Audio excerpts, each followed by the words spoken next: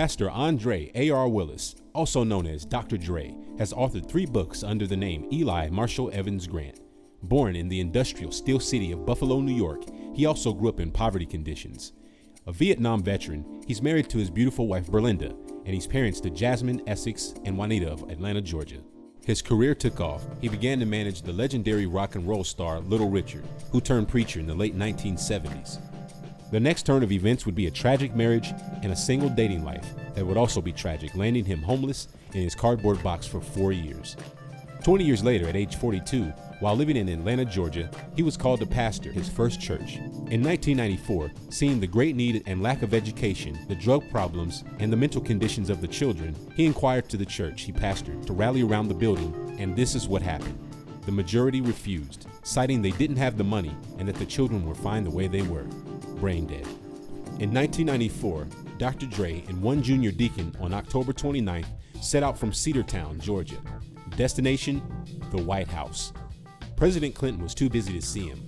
Arriving December 1st amongst an accident, tragedy, and injury, 1,100 miles away, he set out, only to return to be fired from a church that didn't appreciate someone risking their life and raising more than what was needed to build and help his community.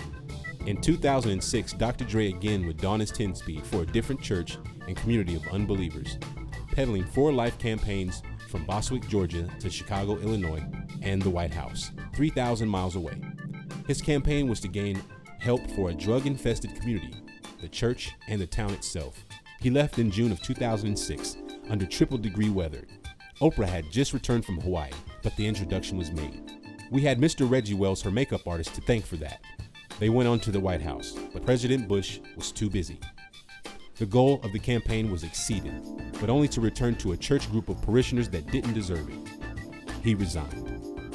2009, Dr. Dre, compelled again that he was making a difference, began a tutoring and reading program at the local library in Snellville, Georgia. From time to time, he would visit transitional homes and the streets to see the devastation of homelessness on all races of people.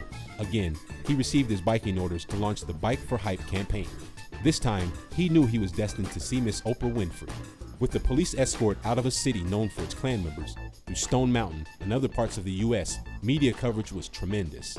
On his arrival to his Chicago hotel, he was greeted by a pleasant phone call from the producers at Oprah Studios, indicating her desire to meet Dr. Dre on October 7th. Unbeknownst to her, it would be Dr. Dre's 57th birthday, and 2,500 miles later, the mission is accomplished. The monetary goal exceeded once again.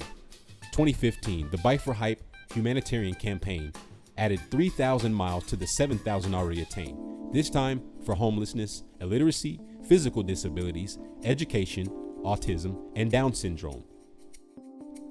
He's reaching people around the world through his message, The State of the Human Race Address, and his live stream Surreal TV show, straight out of the ATL, Where is Dr. Dre Now?, giving life and hope to other nonprofits, students, veterans, and those needing help among his team, staff, and film crew. If you build it, they will come. The City of Life Foundation, along with its partners, the Hope Foundation, is going to see that come to life. He's going to Lakewood to see Pastor Joel Osteen, the Potter's House to see Bishop T.D. Jakes, to Memphis to see Bishop Charles Blake and Miss Oprah Winfrey, and to the White House to see President Barack Obama, to London to see Bishop John Francis, and many more. This time, the doors will not be shut. Ladies and gentlemen, please put your hands together for Pastor Andre A.R. Willis, Dr. Dre.